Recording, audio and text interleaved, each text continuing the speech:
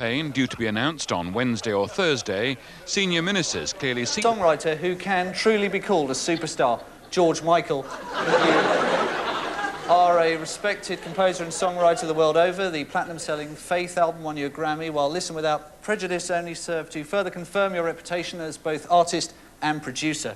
So, I'd like to talk about Wake Me Up Before You Go-Go. Don't leave me hanging on like a yo-yo. Yeah, and then there was Club Tropicana drinks are free, fun and sunshine, there's enough for everyone. Yeah, I'd like to talk about my new album. I bet you'd like to talk about your new album, George, but I'd like to talk about the shuttlecock down the shorts. Bad boys, stick together. Do, do, do, do, do. Woo, woo. How many Grammys do you win for that, then? It's a common syndrome. The embarrassing early works that you'd rather forget about, but no one will let you. This problem has affected probably every major artist since time began. Ah, Monsieur Monet, this latest work, magnificent. The command of technique, the way the light plays upon the field, formidable. Merci. So, I'd like to talk about this. Mais non! Yes, My Mummy and Daddy's House by Claude Monet, 3C. The 19th century Romantic poets produced some of the greatest works of English literature. William Wordsworth, during his time in the Lake District, produced masterpieces like The Prelude and Tintern Abbey. But these pale beside a fragment of a poem written when he was 14. Ode to that girl I really want to get off with. 150 pages of an A4 pad filled with his feelings for Annie Methers, a local farmer's daughter who he still fancied his chances with years after she had died of typhoid. So, Mr. Mozart, we've talked about your latest opera, but now I'd like to talk about this, that you wrote when you were 11, this opera in 5 acts that's rather good. And I was just about mastering long division. Right, OK, fair enough. Well, let's talk about this. You wrote this when you were 8 years old, as you've rather charmingly and naively entitled it, The Minuet and Adagio in G-sharp minor for harpsichord and strings. Opus 57. Right, OK, fair enough. Well, let's talk about this. Now, you wrote this at the age of 6 months. Club Tropicana drinks are free, fun and sunshine, there's enough for everyone.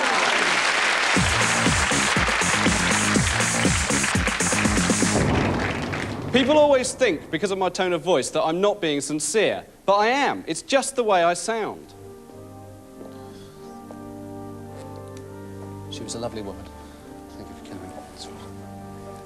We all loved your wife. Oh, yeah, it's a real tragedy that she's dead. I mean, what will we do without her? Dad? Yes, well, this has been identified as a neurological condition where the patient is unable to prevent his speech patterns from sounding like those of sarcastic phrasing. In the worst case of this here, Ray, if he was struck, say, by a beautiful flower bed, he would want to say, "Oh, what an absolutely fantastic flower bed that is." But it would always come out as, "Oh, what an absolutely fantastic flower bed that is." And this was to make normal life effectively impossible for Ray. Well, Ray, I fought long and hard for this upstairs, and it's cost me blood. But I'd like to offer you a 60% pay rise. Oh, wow, 60%. Oh, better not tell the others, they'll be really jealous. Excuse me while I go out and buy a Rolls Royce. Well, if that's your attitude, Ray, you can just clear your desk and get out. Oh, God, no. What a personal disaster. Oh, my family will be out in the street. Get out, Ray. Oh, yeah. Oh, baby. Oh, you're the best. Oh, Oh, don't stop. Oh, damn. What a personal disaster. Having lost his job and his girlfriend, he came to me. Therapy for Ray was a long and painful process, but perhaps the first breakthrough we made was when he at last broke down into tears. Oh, boo-hoo-hoo. Oh, boo-hoo. I'm so sad. If you could get past his tone of voice, though, Ray was actually one of the most genuine people, almost a naif. He remains, for example, the only person I've ever met who on first introduction said to me, "Oh, that's a nice beard." Although, obviously, being Ray, it came out as, "Oh, that's a nice beard." You don't think, Dr. Sachs, that on this one occasion, Ray may actually have been taking the piss?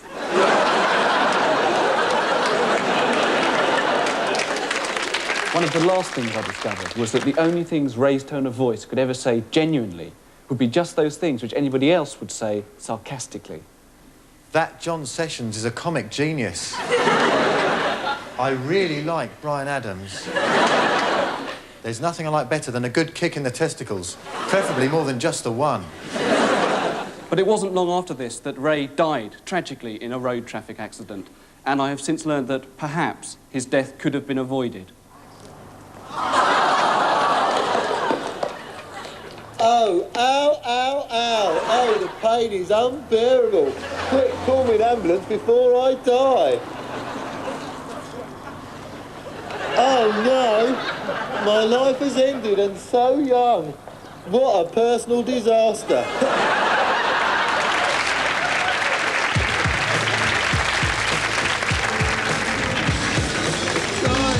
Kangaroo down sport. Tiny kangaroo down. Hey, what's this? It's got a good beat.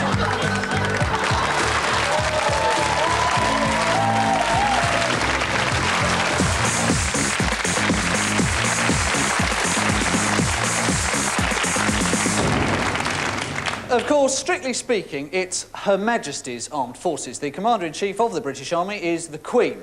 A lot of people think this is a purely honorary position, but it isn't true. She worked her way up through the ranks like anyone else. The Queen's regiment is, of course, the Household Cavalry. But what is Household Cavalry? Is it like cavalry that's part of your household?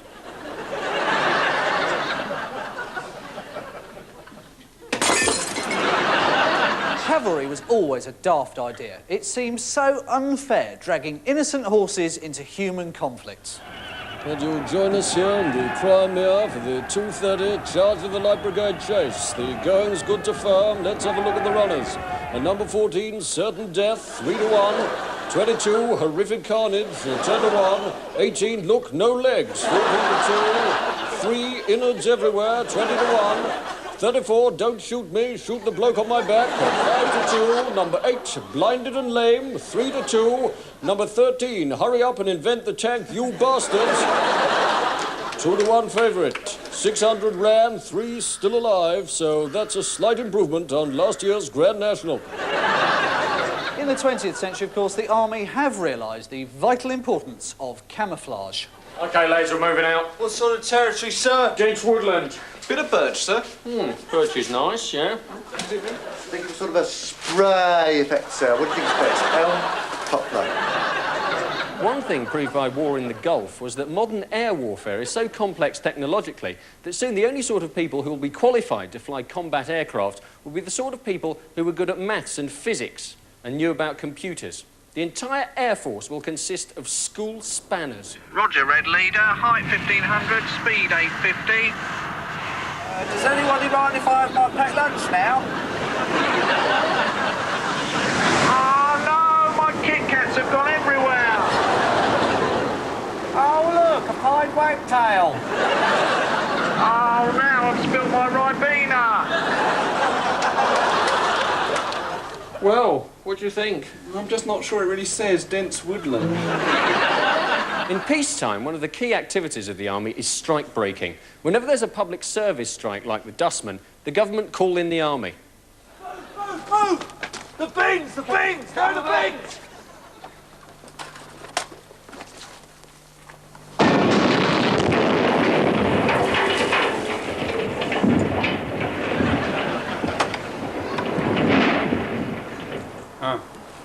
Dustmen have made less mess than usual. Oh, no! You've just killed Top Cat.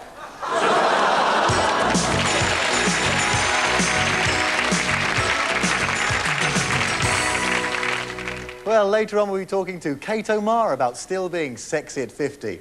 But right now I'm joined by presenter of BBC TV's Watch and Wear, Debbie Greenmarsh, who's dropped in for a chat and a cup of coffee. Hello, Debbie, how are you? I'm very well, thanks, Ivan. Although, I did have one of those taxi drivers on the way here who kept on talking the whole journey. Oh, did he? Oh, shit! What, the whole journey he couldn't just talk? Oh, no, no! Anyway, the new series of Watch and Wear is going very well, and we're very pleased in the first episode... He kept on talking! The whole journey he couldn't just read your paper! It's all spoiled now! Piss off! It's going to be tricky again. Actually, though, I prefer that when they don't say anything. What? Yes, and one or two things he said were really quite interesting. Yeah? Yes, all in all, it was quite an enjoyable ride. Yes! It's okay! Debbie had a good journey and now she's okay! Okay!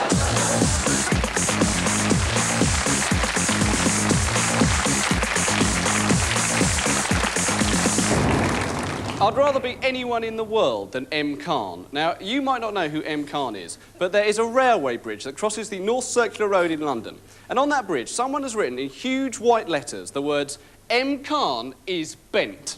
Now, I estimate that an average of 300,000 cars carrying, say, 2.7 people pass under that bridge every week. Which means whether it means crooked or gay or whatever, over the course of the last 10 years, the fact of M. Khan's bentness has been impressed on over 279,000 billion people. I can't believe anyone's ever given him a job. Name, M. Khan. Cheerio. The urban planners, they know they've wrecked the city, so they try and paste in the odd nice bit, like, you know, a bit of green on a traffic island. Like you're going to think, oh, hello, it's a bit of the country. Better get off this person's land. Whenever I need to get away from the city, I come here, to this spot which has mercifully resisted the onslaught of planners and developers, to be alone with my thoughts. Dear Lord and Father of mankind, forgive our foolish ways. Next week's highway comes from a bit of mud around a clock in Stevenage town centre.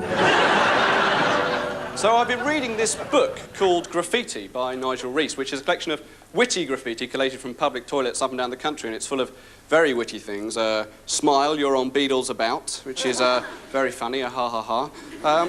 But what concerns me is that in 4 of these books, Nigel seems to have missed out every public toilet that I've ever sat down in. Where all that's written on the walls is things like, here's my big knob, or up the bum, phone 365 572, or I was molested in this toilet when I was 12 by 2 men. They hurt me, but I liked it and came back 3 times in half an hour. Or some other Morrissey lyric.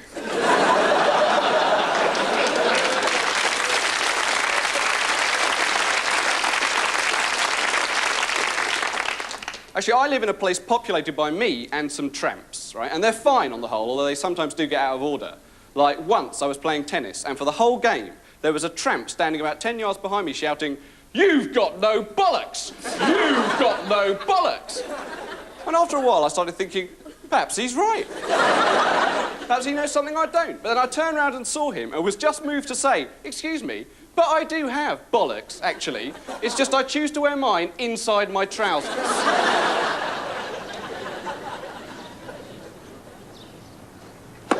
Net! Oh! No bollocks! By the way, I was very, very pleased that Boris Becker didn't win Wimbledon this year. Because, you know, he's after all half man, half pig. Where are your eyelashes, Boris? In some sausages. It's getting so bad I can't watch Crime Stoppers anymore because it just makes me too paranoid. If ever I watch that show and have to walk on my own late at night anywhere, and so I don't know, I'm walking up Kilburn High Road towards Willesden Lane, I can just hear the same voice in my head. The unfortunate young man had just reached the junction of Kilburn High Road and Willesden Lane.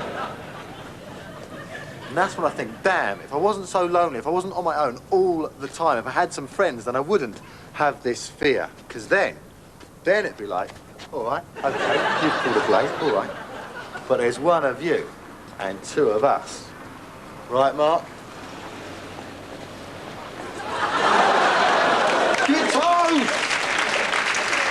Down the hill, there's a theme pub. The theme is stabbing. Do you remember that time about 2 years ago when everyone was packing a knife, or, like, pretending to? Every time you got into an argument with some guy, you'd be like... And you'd be like that as well. And eventually you both backed down, suddenly aware of what you were doing. Here you were, actually contemplating inflicting a possibly fatal injury on another human being using a bus pass. So I took full advantage of that one-day travel card amnesty when it came. I don't know, everything in this town's all broken, it's all spoilt. Only a miracle can save us. We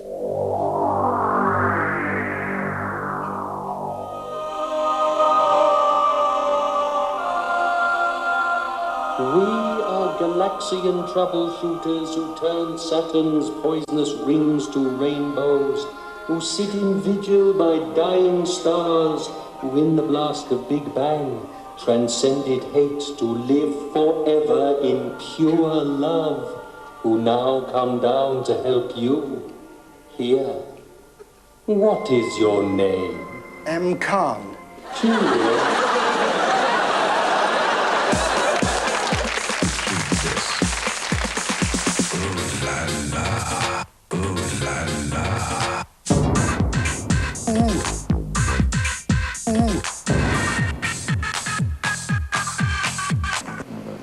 The vision of that, what we work on, when we make it happen, will it profoundly change the future of mankind?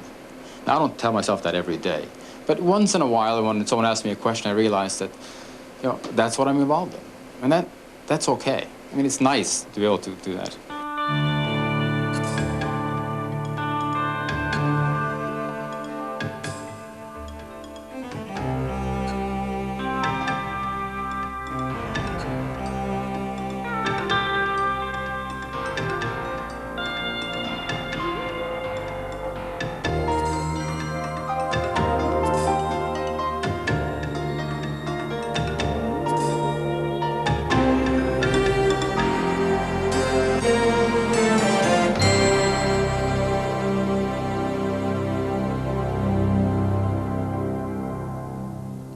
If you'd like a complete script of that programme, please send a cheque for £2, made payable to BSS, to Horizon, Hot Jam in the Donut, PO Box 7, London W3 6XJ. And an article on tonight's Horizon is featured in this month's BBC World magazine. If I'm happy, I eat. If I'm sad, I still eat. I've always been big, but the size I could cope with and deal with, and I can't cope with this. Time for drastic measures. As her health suffers, Annette's only hope lies in a stomach stapling operation. Oh, lovely. I've lost some more. But is too much at risk when there's so much to lose. 40 Minutes tomorrow at 9:50 on 2. There's bad behaviour in the first part of an adaptation of the Kingsley Amis Booker Prize-winning novel, The Old Devils, in half an hour. The alternative Fab Four venture into the fourth dimension now for a totally new experience. Picture this in a studio somewhere far, far away. You bugger. Picture this. Picture this.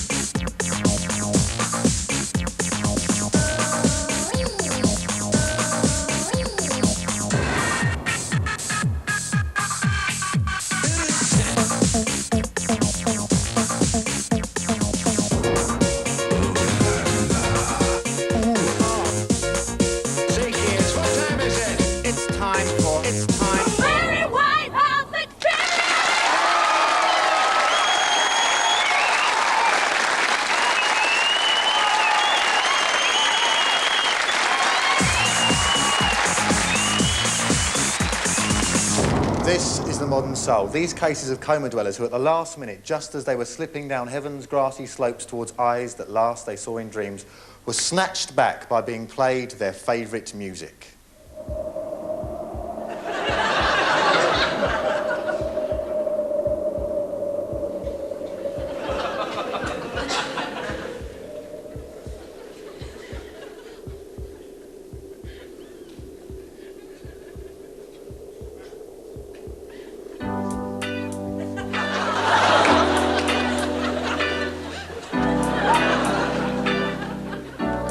well, they're playing Spandau Ballet.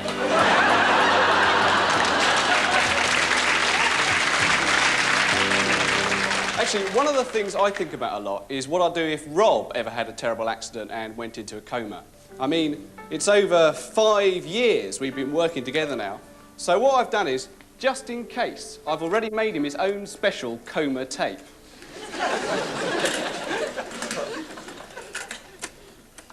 And the award for Best Young Comedian goes to David Baddiel.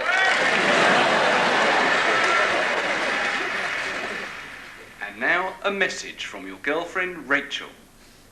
Oh, Martin. Oh, that's nice.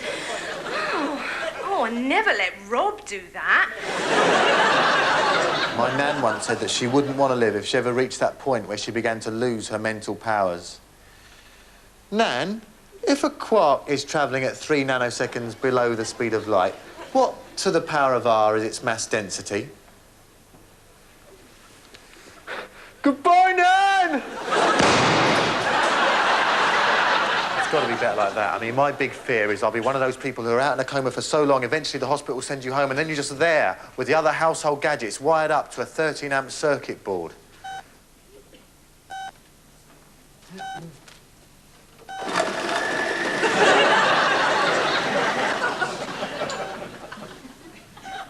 And now, with the time just going up to 7 o'clock, let's get a weather update.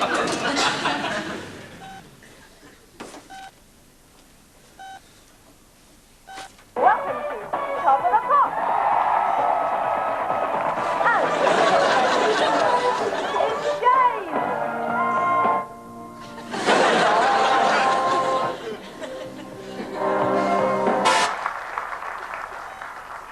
What C is an animal commonly known as the ship of the desert. Sorry, we don't have time for that. See you next week for another edition of Blockbusters.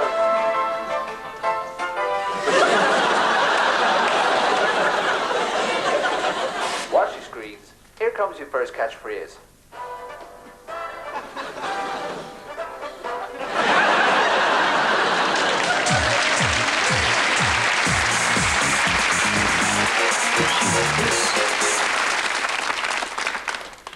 Every town, every area, every street has a man your mother warned you about. When she told you not to talk to strange men, this is the strange man you weren't supposed to talk to. Now, the stereotype image here, of course, is of a bloke who hangs around a lot, wearing a Mac and trying to talk to people. Hello! I have with me the Junior Minister for Overseas Development. Would you like to see my photographs? But the reality is rather weirder. Now, where I grew up, the local Mr. Strange really looked the part because they've all got common characteristics. They quite often wear a hat, but they definitely have a bag slung far too high across their chest. And as an optional extra, they might well be sucking on an empty carton of Kiora. There's this bloke. There used to be this bloke in Safeways in Streatham. And what he used to do is he would stand there for hours at the milk counter. And he would weigh it and sniff it. And I always used to think to myself, well, why?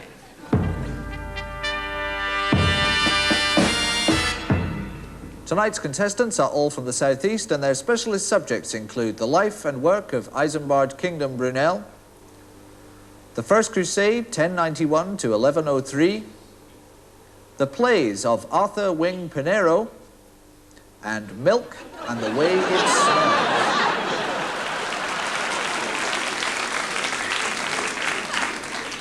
Mr. Strange, you have 2 minutes on Milk and the Way It Smells, starting from now. A carton of semi-skimmed is left out in the open for 3 days. How does it smell? Lovely.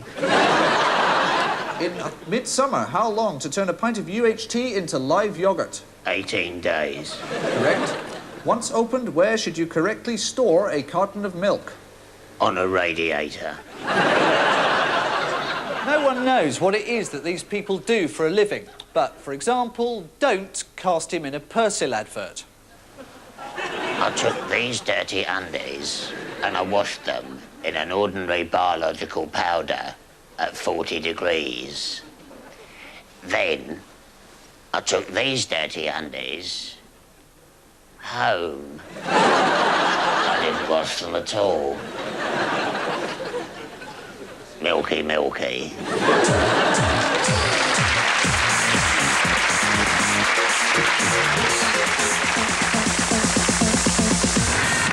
I was playing a video trivia game and the question came up, if you were spending francs, speaking Flemish and wearing lederhosen, where would you be?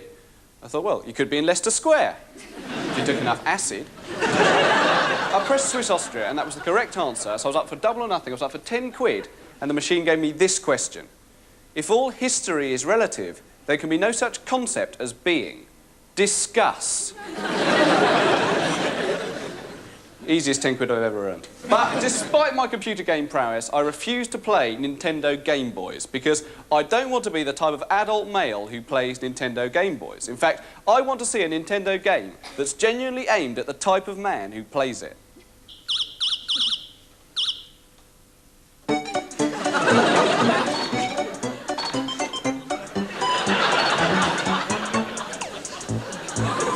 I was looking for a job, and heaven knows I'm miserable now.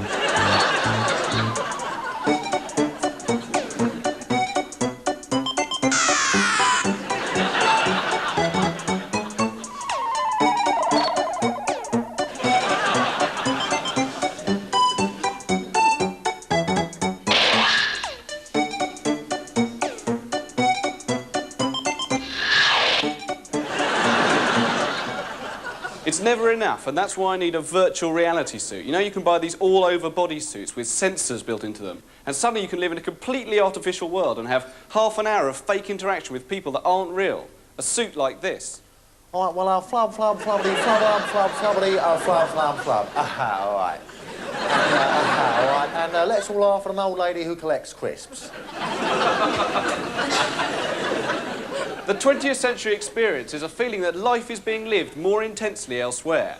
And that's why when virtual reality suits are as easy to get hold of as Game Boys, who's going to choose Northampton?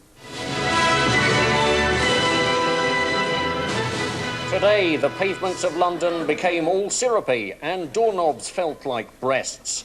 Many people encountered dinosaurs for the first time and no arrests were made. Excuse me, I've just been handed a piece of paper. Thanks, Gaza. I believe we can now go over live to Ben Brown in Beirut. I'm standing in front of the Shiite rebel camp where at this very moment I can see, oh my God, incoming! Everybody take cover!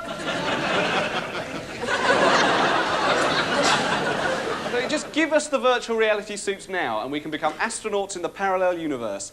Ever sharper microcircuits bringing us fantastically close to actual reality.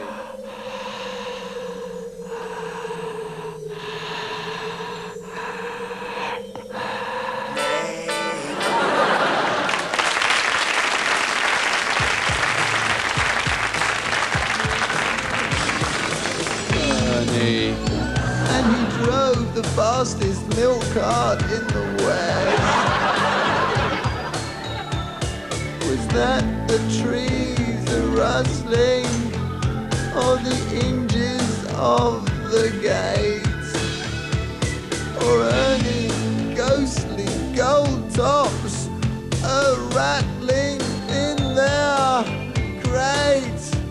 They won't forget old Ernie. Ernie. Drove the fastest milk carts.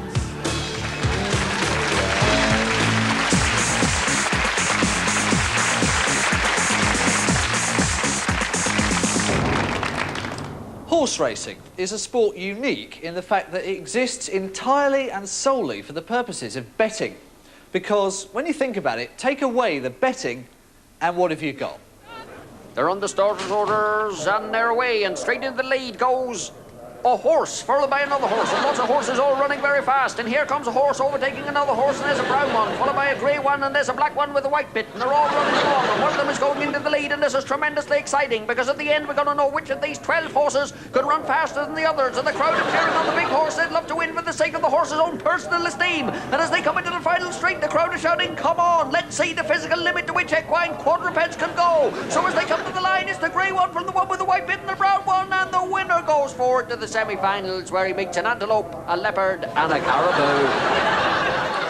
If you're not into horses, you can always do the pools. Now, pools are a classic British thing because it's all based around the ability to predict draws. No score draws. Yes, you can win big money by being able to guess which will be the most boring matches in the league.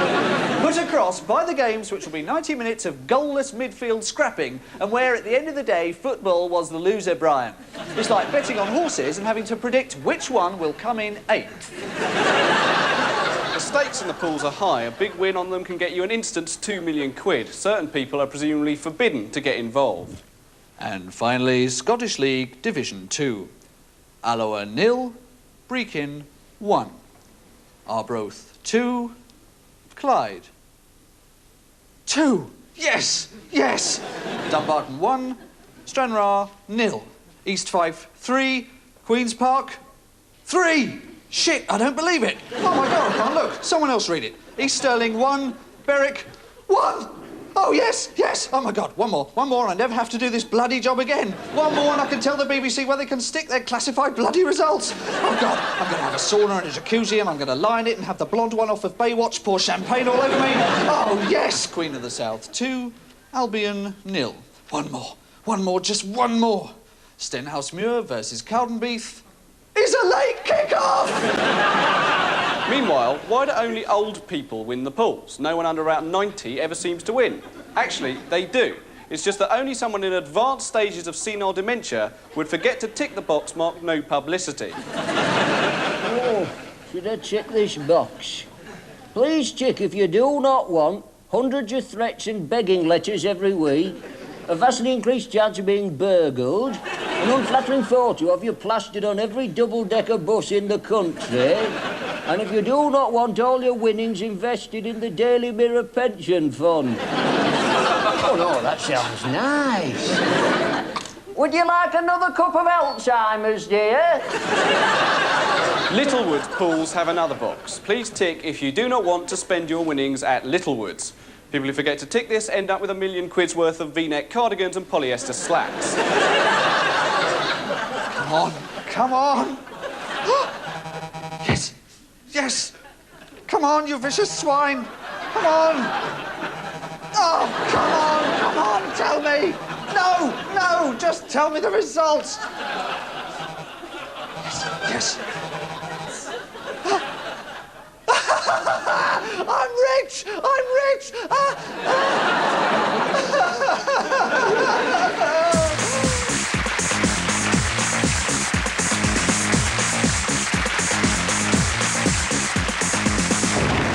Forgive me if I seem a little disorientated. I've been staying at my mum's, going for walks around where I grew up, searching in vain for my initials on bus shelters and lynch gates, and hoping that perhaps at last me and my mum will be able to communicate properly now that we're both adults. So I'm having a wank in my bedroom with some headphones on and my eyes closed. And when I was finished, I opened my eyes and there was a cup of tea next to the bed.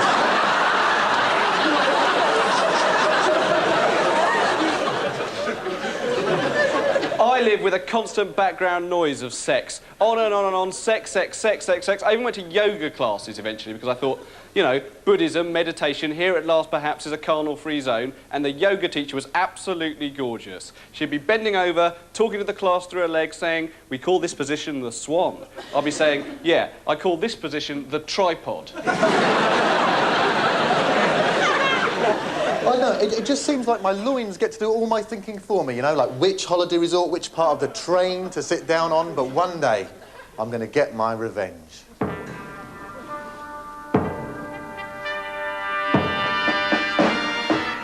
Mr. Newman, you have 2 minutes on the life and times of Herbert von Karajan, starting from now. In what year did von Karajan premiere his reworking of Puccini's La Bohème? I've no idea, Magnus, but perhaps my dick would like to answer you. Since it's the big expert on everything. Come on, La Boheme, come on. Well, it appears to have no idea, Magnus, making me wonder whether or not it might have got some other questions wrong recently as well.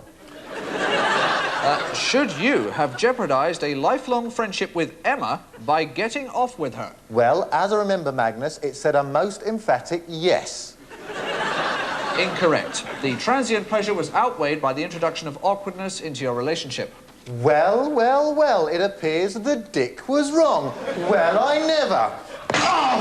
Oh, God! Oh, God! Oh! And what's more, half the time your loins are just telling lies, like fellatio, right? Fellatio suffers from what you might call an imaginative shortfall, i.e. it's never as good as you think it's going to be. You know, you think, oh, great, and then you can't actually feel anything except maybe the odd tooth. There's a woman laughing at that over here. I don't know how you've experienced that sensation, but... Sex is like flying through a cloud, you know. It isn't quite how you imagined it would be when you were lying on your back. And I blame pornography, and specifically the lorry delivering it to my house every day, right? A lot of my right-on male friends say to me, oh, I just can't achieve an orgasm through reading pornography. I say, try masturbating while you're doing it. Always works for me, you know. But it just mythifies sex. I mean, on this porn video I once saw, a blind man, a potter by trade, was having oral sex. And at the end of it, he started shouting, I can see! I can see! Funny, because I was shouting, I've gone blind! I've gone blind! A gay friend of mine once showed me some gay porn.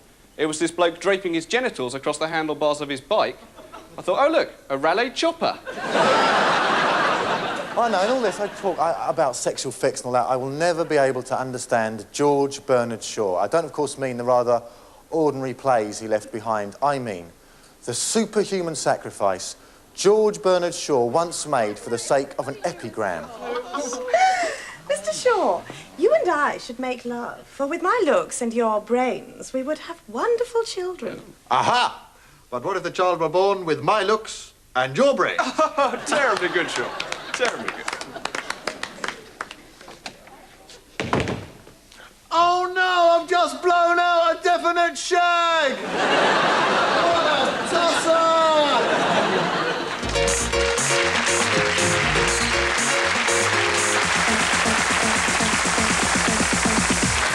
Children often get their first experience of bereavement through the death of a family pet. At that age, it can be particularly traumatic if the pet has to be taken to the vets to be put down. Now, Timmy, I'm afraid that Towser's going to have to be put to sleep because I can't make him better. He'll be happier like this because he won't feel a thing. All right? Good boy.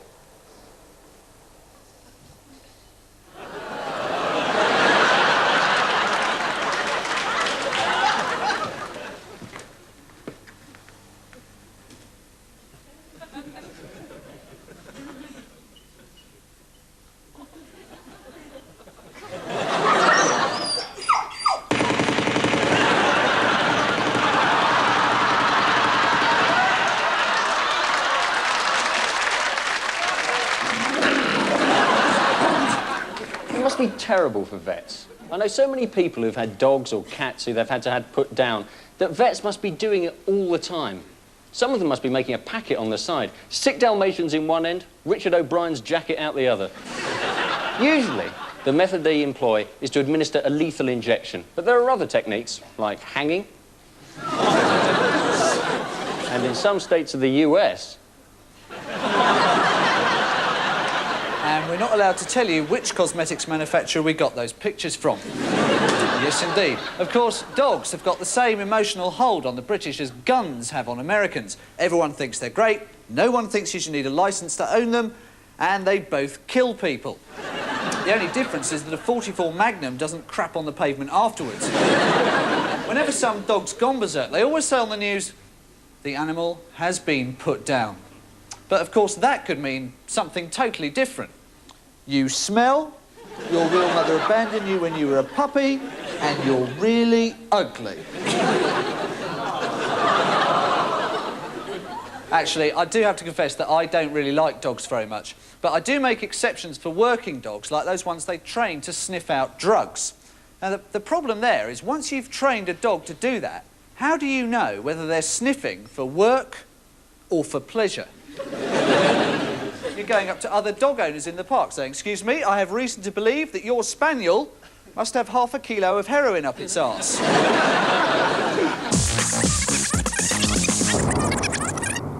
Yes, well, this has been identified as a neurological condition where the patient is unable to prevent his speech patterns from sounding like those of sarcastic phrasing. He would want to say, "Oh, what an absolutely fantastic flower bed that is," but it would always come out as, "Oh, what an absolutely fantastic flower bed that is." They say love heals, and certainly I was pleased to hear that Ray was in a relationship serious enough to be invited to dinner at the young lady's parents. Oh, this food is nice. Oh, yum, yum, yum. Cool. You certainly didn't get this out of a packet.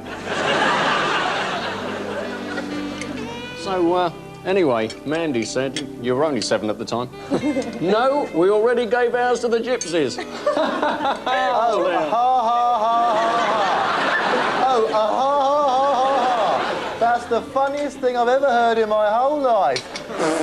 Already gave out to the gypsies. Woo! Excuse me, I'm laughing so much I've got to go to the toilet.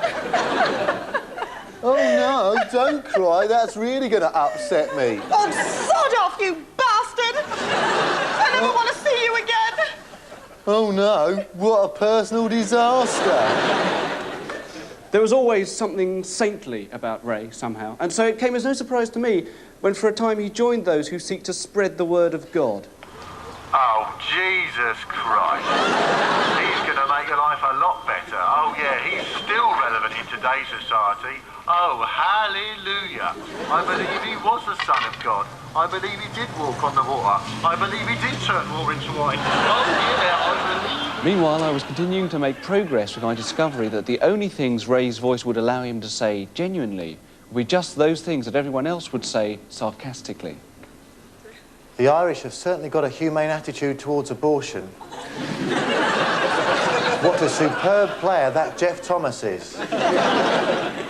A Colonel Sanders bargain bucket, please. Freud says nothing happens by chance. And I thought about this when afterwards Ray had his near-fatal accident. Because if there was any one person who this particular accident shouldn't have happened to, it was Ray. Oh, no, help! Ow, ow, ow, ow, ow! Look at me, one arrow's gone right through my brain. No, it really has. Oh, no, what a personal disaster.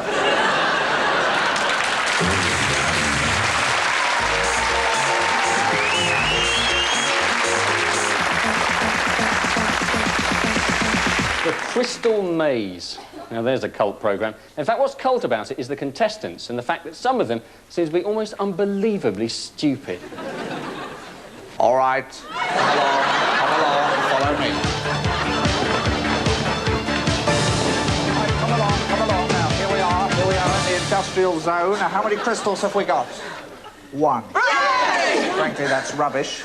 Right, who wants to play a game? You do. Yes, yes, yes. Now, what sort of game do you want? An incredibly easy game? Yes, yes, yes, yes, yes. Right, OK, this is the making a cup of tea game. We've got 2 minutes in to go now. Come on. I can't see what I have to do! Try putting the cup in the teapot! Yes. It won't fit! It won't fit! I can't fit it! No, try putting the milk on your head and hopping. No! I think you have to pour out a cup of tea. I'm coming out!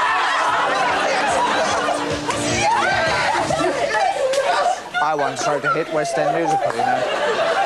You don't catch Andrew Lloyd Webber having to put up with this crap. Perhaps the most famous cult musical is the Rocky Horror Show, the one where the audiences dress up like the characters. Now, the problem here is that the original generation who saw that show are now in their 40s, and frankly, they now prefer the opera. Of course, some people have got more specialised tastes. Hugh is actually the founder member of the American Soap Opera Opening Titles fan club. So how long's that been going then?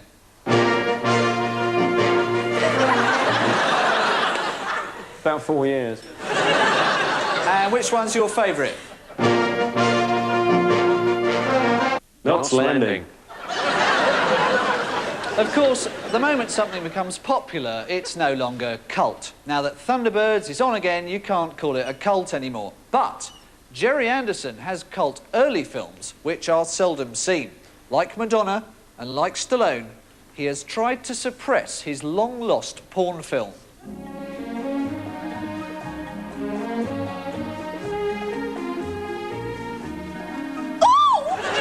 Hey, baby, let's do it. Uh-oh, no, genitals.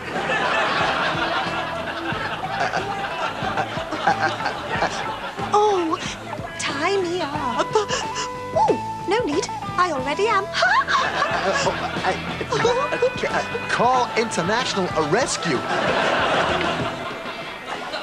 I was just watching Panorama. Mr. Shaw, fancy a shag? Fancy, it is the darling of society, but the outcast of the soul. Oh no, I've done it again!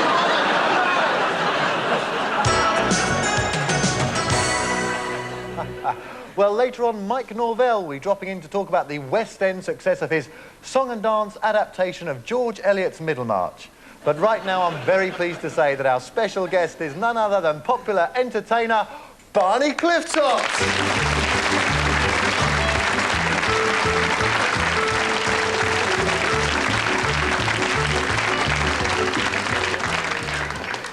Hello, Ivan. Barney, hello. It's great to have you here. Oh, it's great for us both to be here, Ivan. I must say, I've always been a big fan of yours, and I think it's marvellous how you've built up a successful career despite having polio. Oh, hold on. Those are your own legs. It's not a real ostrich, you bastard! You've made fools out of everyone! It's all an actor! It's a ponce, a slag, and the biggest liar in Britain! It's all got a bit tricky now! It's got a bit tricky! Don't be misled! It's one of those things they put on the top of toilet lids! And that's all right!